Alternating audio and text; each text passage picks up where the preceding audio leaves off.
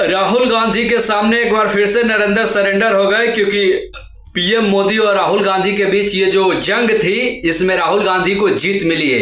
क्योंकि जो जो भी फैसले पे राहुल गांधी ने टोका है और सरकार को चेताया है वो सारे चीज सही हुए हैं, एक भी चीज गलत नहीं हुआ है। राहुल गांधी ने कहा था कि ये डील होगा और डील उसी शर्त पे होगा जो डोनाल्ड ट्रंप चाहेगा, वही डील होगा और डील हुआ।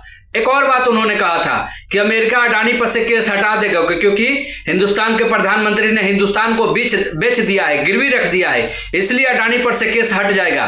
और अडानी वहां पे इन्वेस्ट भी कर रहे हैं और अडानी के ऊपर से केस हट गया।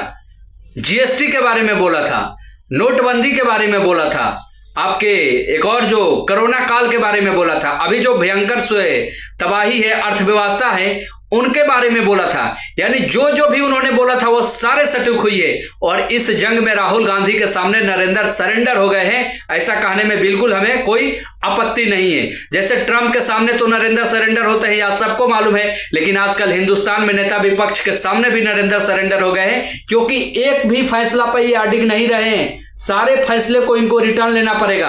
राहुल गांधी को भाजपा का वाहियात सांसद अनुराग ठाकुर बोला था, जिसको जात की पता नहीं है वो जनगणना की बात करता है, लेकिन उसी दिन सीना ठोक के राहुल गांधी ने लोकसभा में कहा था, जो हिंदुस्तान का पवित्र मंदिर है, देश को चलाने वाला मंदिर है, उस मंदिर में सीना ठोक कर बोला था कि हम इसी लोकसभा में पास कर दिखाएंगे, पास करके जनगणना बिल दिखाएंगे। और 3-4 महीना के अंदर मोदी ने ये घोषणा कर दिया, मोदी सरकार ने ये घोषणा कर दिया कि जातीय जनगणना होगी। ये बताइए किसकी जीत हुई? हर मुद्दे पे जो भी राहुल गांधी ने बोला है सरकार को यू टर्न लेना पड़ा है। तो ये ताकत है नेता विपक्ष की, और ये ताकत ही नहीं है, जनता का आशीर्वाद है और ये लोकप्रियता है। और आज का बदलता युवा का ये हिंदुस्तान है कि सरकार को पता है कि ये आदमी जो बोलेगा वो करना पड़ेगा।